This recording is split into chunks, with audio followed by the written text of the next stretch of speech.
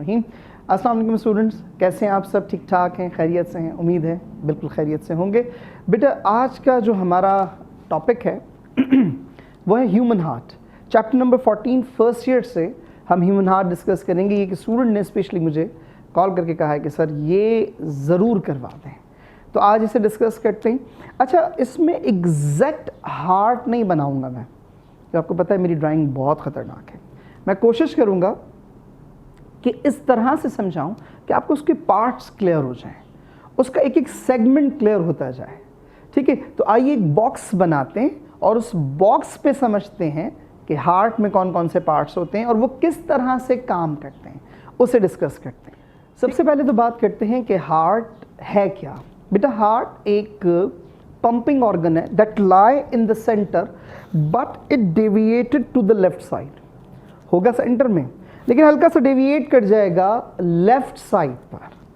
तो it lie in the centre but it deviated to the left side, so it's a pumping organ. एक pumping organ एक muscular pumping organ है and it is form by cardic muscles which is striated in nature and involuntary in action. अल्लाह ने इसको एक ऐसा बनाया है कि जो पैदाइश से पहले पंप करना शुरू करता है। यानी स्ट्रक्चर्स में जो सबसे पहला स्ट्रक्चर बनेगा बॉडी का वो हार्ट बनेगा।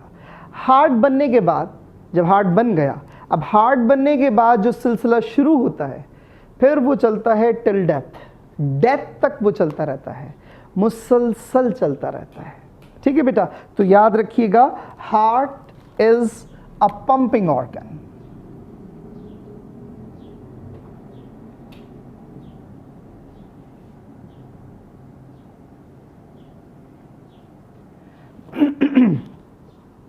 अब हम इसका स्ट्रक्चर बनाते हैं और इंडिविजुअली उस स्ट्रक्चर पर डिस्कशन करते हैं कि उसमें कौन कौन से पार्ट्स होते हैं और कैसे होते हैं। सबसे पहले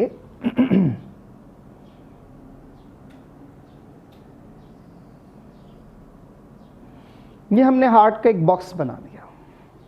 आपको इसके साथ फिगर भी नजर आ रही होगी हार्ट की, लेकिन ये एक बॉक्स, इस बॉक्स को जो पहली लेयर आपको नजर आएगी, इस फर्स्ट लेयर को which is formed by striated and involuntary muscle, it is termed as myocardium.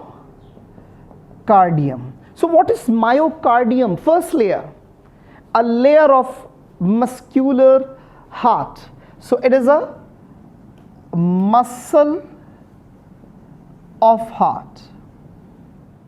तो याद रखिएगा it is myocardium, that is muscle of the heart।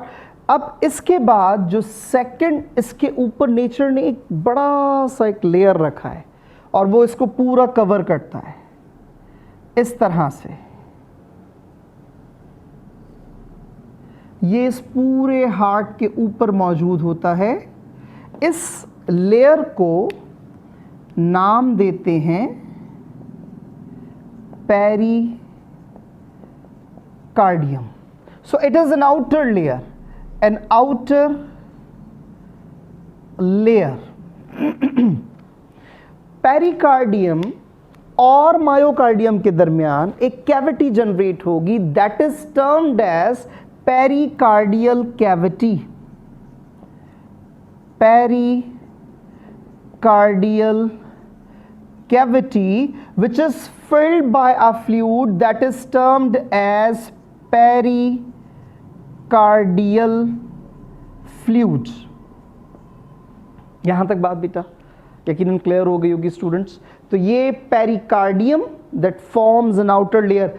असल में नेचर ने हमारी बॉडी के अंदर तीन तरह की कैविटीज़ रखी हैं, तीन तरह की मेम्ब्रेन्स रखी हैं जो बॉडी के मुख्तलिफ पार्ट्स पे मौजूद हैं। उनमें से एक है पेरिकार्डियम जो आपके सामने मैंने लिखा है।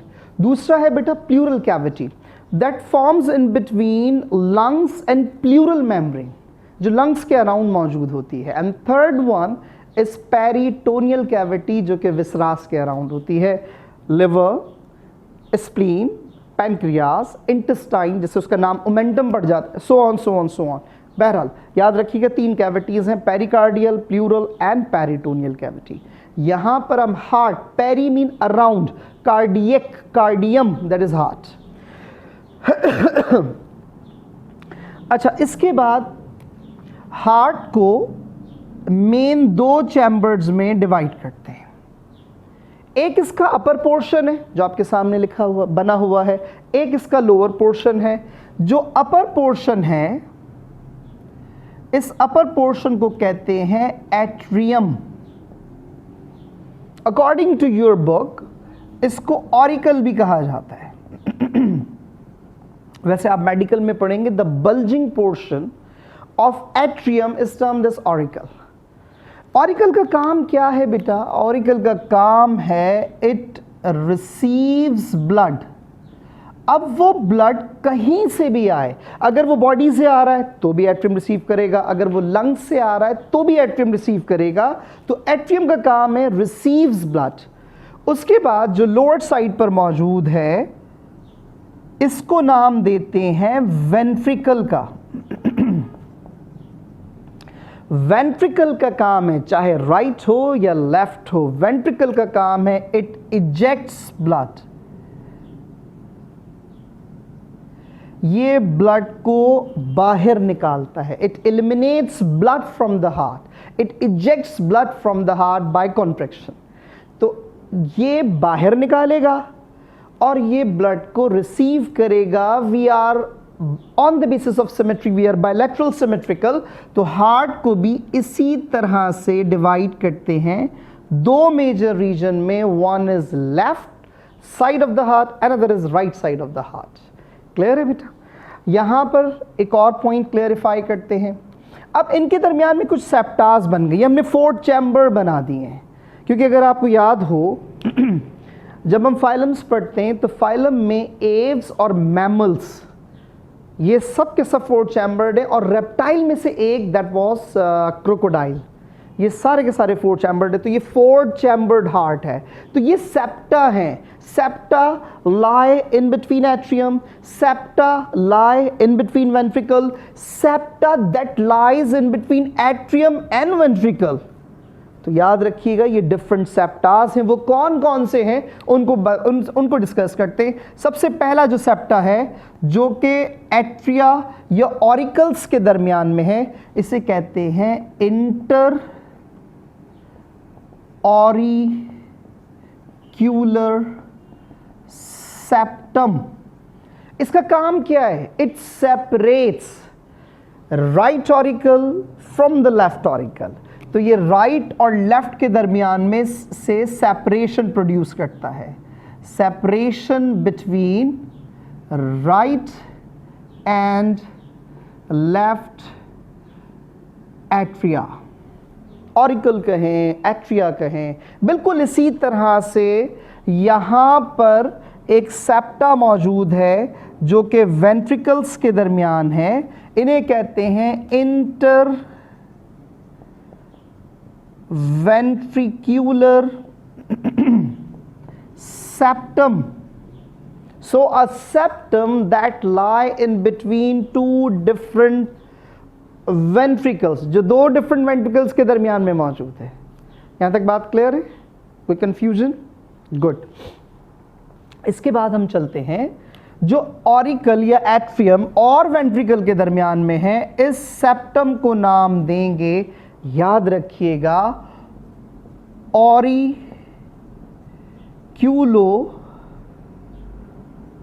Ventricular septum. और ये वो सेप्टम है जो 2 एट्रियम और वेंट्रिकल के दरमियान में गैप लेकर आता है, इनको मर्ज होने नहीं देता। अब सवाल ये पैदा होता है, क्या ये मुकम्मल तौर पे पैक्ड है? क्या ये मुकम्मल तौर पे बंद है? नहीं, ऐसा नहीं है, ऐसा बिल्कुल भी नहीं है। अगर ये बंद होते तो एट्रिया जब ब्लड को रिसीव करता तो वो वेंट्रिकल को कैसे देता? नेचर ने क्या किया है, यहाँ पर एक ज़बरदस्त किस्म का वेल्व लगाया है, इस जगह पर मौजूद होता है, याद रखिएगा, वेल्व। तो पहले तो इसको हम मेंशन करते हैं, ये रीजन कौन कौन से हैं। देखें,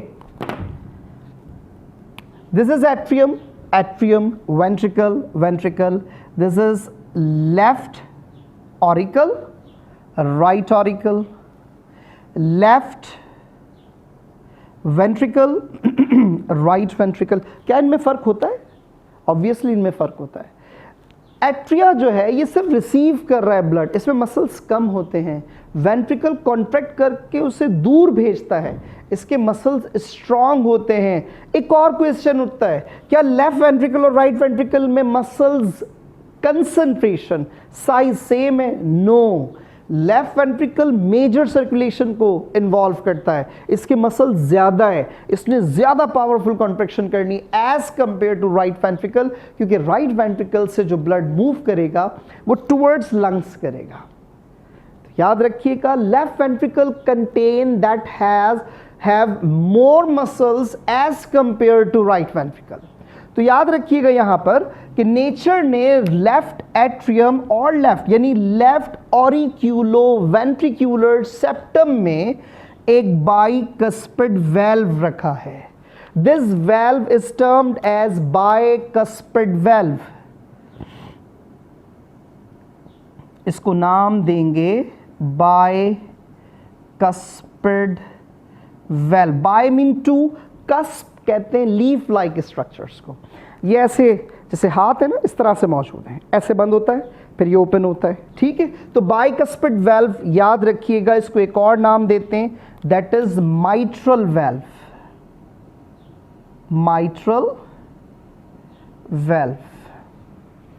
इसी तरह से नेचर ने राइट एट्रियम और राइट वेंट्रिकल के दरमियान में एक वेल्व रखा है, but it contain three cusp, it contain three leaf-like structure, so it is termed as tricuspid valve.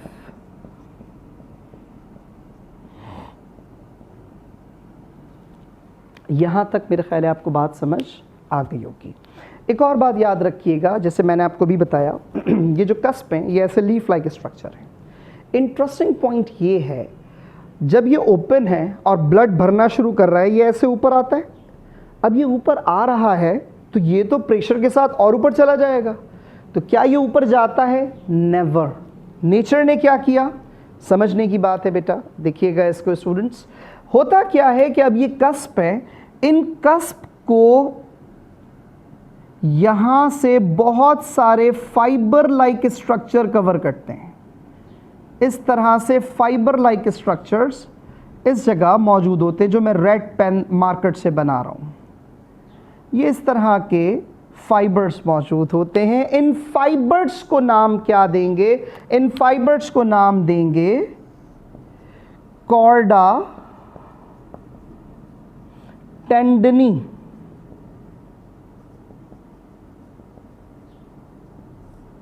क्या नाम दिया जाएगा इसे?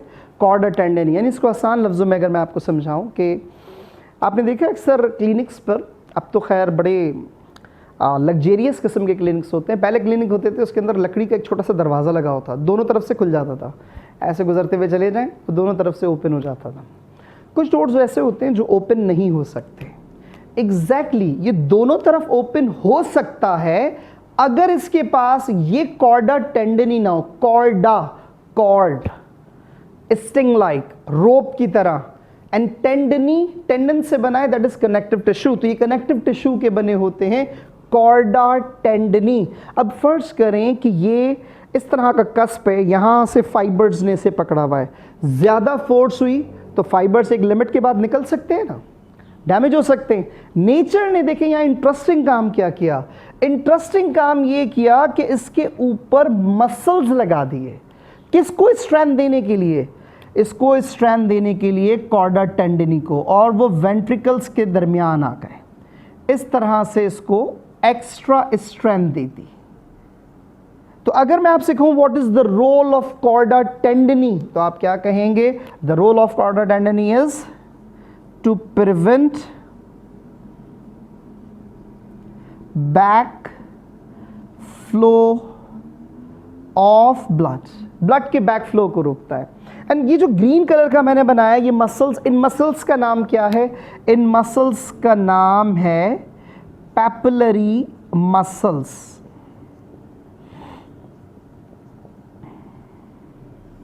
What is the role of papillary muscles? ये क्या काम कर रहे हैं, नेचर ने इन्हें क्यों बनाया है? बेटा, the role of the papillary muscle provide a strength to chorda tendini. ये chorda tendini को स्ट्रेंथ दे रहा है। तो नेचर ने यहाँ पर सबसे पहले देखें, इसको थोड़ा सा रिवाइज करते हैं, थोड़ा रिफ्रेश करते हैं। सबसे पहले बाइकस्पिड और ट्राइकस्पिड वाल्व, कस्प को बल्जिंग होने से, बैक फ्लो होने से ब्लड को रोकने के लिए, बल्ज होने से बचाने के लिए नेचर ने यहाँ पे थ्रेड्स बांध दिए, that is termed as chorda tendineae. Chorda tendineae को फर्दर स्ट्रेंथ देने के लिए नेचर ने क्या किया, पैपिलरी मसल्स रख दिए जो कि इन्हें कवर करते हैं, इन्हें स्ट्रेंथ देते हैं। यहाँ तक बात क्लियर है? यहाँ तक ये बात समझ आई? अब इसके बाद आगे चलते हैं और इसमें क्या क्या होता है। तो यहाँ पे स्टूडेंट्स याद रखिएगा, जो लेफ्ट वेंट्रिकल है, नेचर ने वेंट्रिकल्स में दो तरह के और वेल्व रखे, उन्हें हम कहते हैं सेमील्यूनर वेल्व्स। वो सेमील्यूनर वेल्व एक लेफ्ट वेंट्रिकल में है, यहाँ पे मैं बना देता हूँ इस तरह से, लाइक दिस इज सेमील्यूनर वेल्व, और एक राइट वेंट्रिकल में होता है, this is सेमील्यूनर valve, half moon की तरह। ये जो लेफ्ट वेंट्रिकल के अंदर सेमील्यूनर वेल्व है, इसे कहते हैं एओर्टिक वेल्व। क्या नाम देंगे? Aortic valve. और जो सेमील्यूनर वेल्व राइट वेंट्रिकल में है, इसको नाम देंगे पल्मोनरी वेल्व। याद रखिएगा, पल्मोनरी वेल्व से पल्मोनरी आर्टरी ओरिजिनेट होती है, जो राइट वेंट्रिकल से डीऑक्सीजनेटेड ब्लड को बॉडी के पास लेके जाती है, और लेफ्ट वेंट्रिकल से जो एओर्टिक वेल्व है, यहाँ से बॉडी का लार्जेस्ट आर्टरी ओरिजिनेट होती है, दैट इज एओर्टा, जो पूरी बॉडी को ऑक्सीजनेटेड ब्लड सप्लाई करती है। यहाँ तक बात क्लियर है? कोई कंफ्यूजन, कोई क्वेश्चन हो प्लीज़ ज़रूर पूछिएगा। ये याद रखिएगा इन वेल्व्स को, which are termed as semilunar valve. इसके बाद हम बात करते हैं और कोई इसके अलावा स्ट्रक्चर जो हार्ट में मौजूद हो, तो याद रखिएगा जो लेफ्ट ऑरिकल है, लेफ्ट ऑरिकल के अंदर दो तरह की ओपनिंग्स होती हैं। यहाँ पर दो ओपनिंग्स होती हैं। ये दोनों ओपनिंग्स किसकी हैं? ये दोनों ओपनिंग्स किसके लिए हैं? ये है पल्मोनरी वेन्स के लिए, इन्हें कहते हैं pulmonary openings. Pulmonary openings. Pulmonary openings का काम क्या है? जो लंग्स से प्यूरिफाई होके ब्लड आ रहा है थ्रू पल्मोनरी वेन, वो लेफ्ट एट्रियम में ड्रेन करेगा ऑक्सीजनेटेड ब्लड, और फिर लेफ्ट एट्रियम से वो थ्रू बाइकस्पिड और माइट्रल वेल्व वो ट्रांसमिट होगा towards left ventricle, left ventricle से throughout the body, from body it comes again towards right atrium. Right atrium में भी इसी तरह से दो ओपनिंग्स होती हैं। एक अपर ओपनिंग है जिसे कहते हैं, इन दोनों को नाम देते हैं वेना केवल ओपनिंग।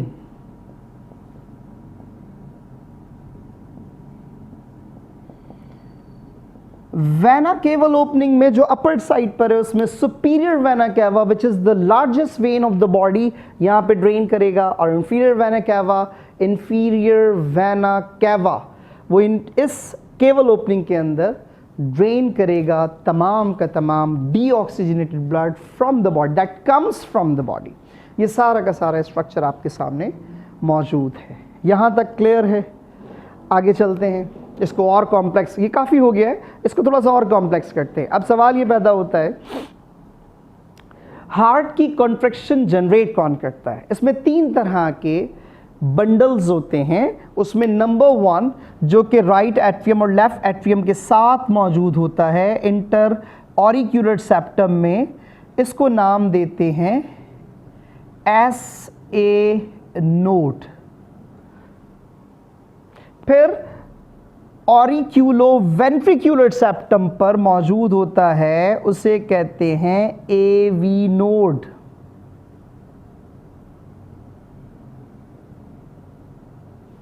फिर उसके बाद इंटर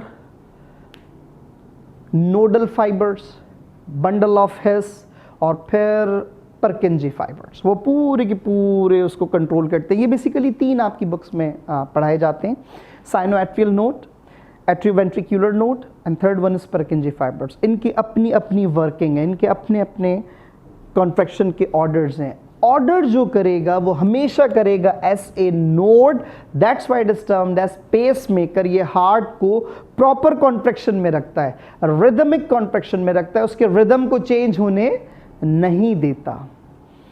क्लियर है यहां तक बात? अच्छा, इसी के साथ कुछ चीजें और ऐड करते हैं ताकि ये बात यहां पे हम खत्म करते जाएं। याद रखिएगा, द कॉन्ट्रैक्शन ऑफ हार्ट, एक तो याद रखिएगा इट इज नॉट हर्ट, ये हर्ट कर जाता है, इट इज हार्ट, हार्ट।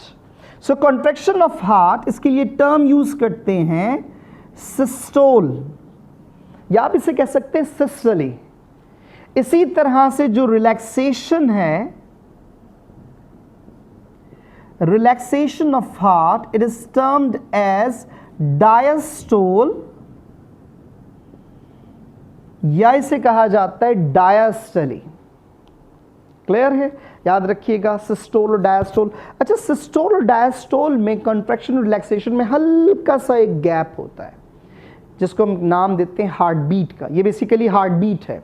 तो ये कॉन्ट्रैक्ट और रिलैक्स, इसको मैं आपको बहुत आसान सा एक तरीका बताता हूँ, देखिए और समझिए। देखिए, ये मेरा अपर हैंड है, इट इज एट्रियम, ये दोनों एट्रियम है, ये वेंट्रिकल है। अब इसको समझिएगा, एट्रिया कॉन्ट्रैक्ट कर रहा है, वेंट्रिकल रिलैक्स कर रहा है, ये ऐसे काम करता है। वेंट्रिकल कॉन्ट्रैक्ट कर रहा है तो एट्रिया रिलैक्स कर रहा है, इस तरह से। समझ आ रही? हल्का सा इसमें पॉज आता है, बहुत मामूली सा, ठीक है। हार्ट बीट, जो हार्ट कॉन्ट्रैक्ट करता है, रिलैक्सेशन और कॉन्ट्रैक्शन, सिस्टोल और डायस्टोल। याद रखिएगा स्टूडेंट्स, इसमें 0.8 सेकेंड में एक हार्ट बीट कंप्लीट होती है। कितने सेकंड में? 0.8 सेकंड में। तो 1 मिनट में 60 सेकंड में approximately 72 beats per minute heart contract करता है। ये मीन वैल्यू निकालते हैं, वैसे 60 to 80 इज नॉर्मल। 80 से ज्यादा हुई, इंक्रीज हार्ट रेट, उसे कहते हैं टेकिकार्डिया। तो इंक्रीज हार्ट रेट,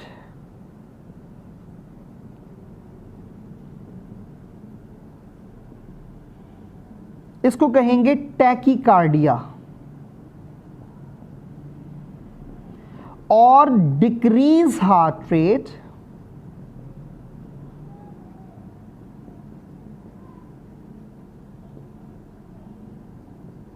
इसको नाम देंगे ब्रैडीकार्डिया।